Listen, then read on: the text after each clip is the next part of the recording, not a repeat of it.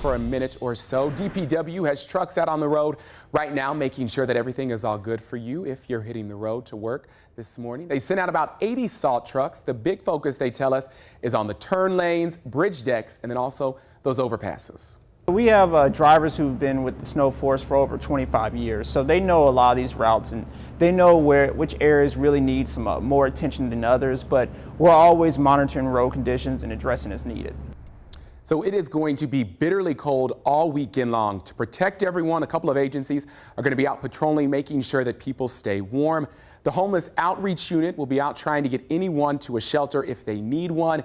They're also going to be distributing warming kits for those who want to stay exactly where they are. There are warming centers all throughout central Indiana. For a list of those, head on over to CBS4Indy.com. And we really want you to stay on top of this bitter cold and our chances for snow over the next few days with the free Indy Weather Authority app. You can track the temperatures and the wind chills hour by hour and even receive weather alerts.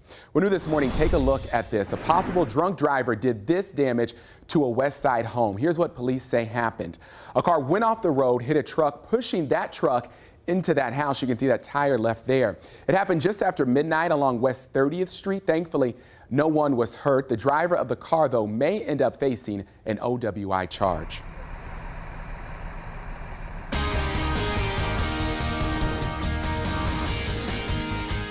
Make a hole! Make a hole! Move! Yo!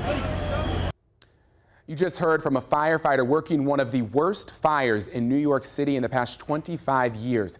At least 12 people, including a 1-year-old child, were killed in an apartment building fire that's happening in the Bronx. Now, that fire happened last night, and right now it's under investigation. New York City Mayor Bill de Blasio says 4 people are critically injured.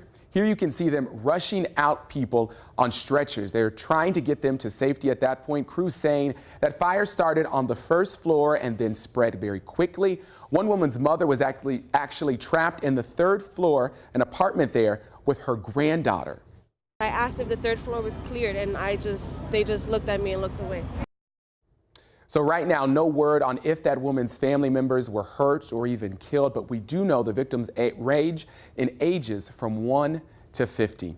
Well, it's yet another consequence of Indiana's drug epidemic. A sheriff's deputy inhales a substance believed to be heroin during a traffic stop, and now 2 people are facing drug charges. Our Jillian Deem joins us live now to show us more on what happened here. Jillian, good morning. Good morning, Kyle. And you know, in this case, thankfully the deputy is okay now, but he had to be rushed to the hospital in this case. And you know, this isn't the first time that something like this has happened in Morgan County. So that's the scary part about all of this. Now, Sheriff's Deputy Brighton Seasting, who we're talking about, he says he was conducting what was, you know, basically a routine traffic stop. He realized there were false license plates, and it was near Mooresville when he was exposed to a powdery substance. The drug, which did test positive for heroin, was inside of a small bag you're seeing right now, and officers say it was in the back of the car that these 2 suspects right here were driving.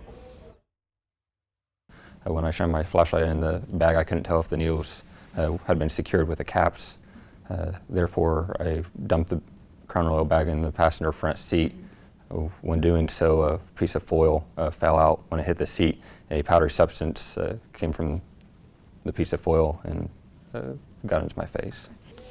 Well, after he inhaled that substance, he was saying he nearly collapsed. An assisting officer rushed over, helped him to the hospital where the deputy was treated and later cleared. The suspects driving the car were Christopher Gutierrez and Natalie Nick. They're facing drug charges right now.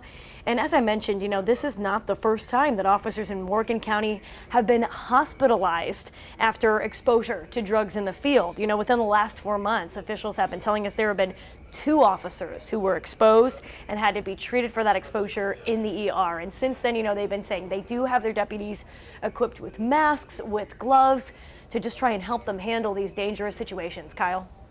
And Dean reporting live for us this morning. Thank you so much for that report, Jillian. A marijuana grow operation busted in Madison County. Take a look. Deputies found between 120 and 140 plants near Lapel. This operation produced 12 pounds of marijuana every 3 to 4 weeks. The Drug Task Force arrested 4 people as part of that raid. Well, the Indiana Department of Child Services will have a new director come next year. Governor Eric Holcomb picked this woman, Terry Stigdon, to lead the agency. She's currently Clinical Director of Operations at Riley Hospital for Children. She'll take over from Mary Beth Bonaventura. She stepped down earlier this month, blaming the Holcomb administration for hindering her ability to protect children. Now, Stigdon will take over officially on January 22nd. Holcomb also requested an assessment of that agency. And a new twist in the battle over CBD oil here in Indiana. Republican State Senator Jim Tomes has filed legislation to make it legal for all Hoosiers. The state legislature approved the use of CBD oils for certain conditions earlier this year, but then Attorney General Curtis Hill later issued a directive saying all CBD products are illegal. We are die-hard Colts fans. We're going to be here no matter what. Yeah, even in a season with 12 losses, this crew isn't giving up hope. How the Colts Blue Crew is keeping the faith on one of the worst seasons in Colts history. And as 2017 comes to a close, we've got a question for you. Did you use all of your vacation time? Survey says no. There are many reasons some of you aren't taking your well-deserved time off. Current temperature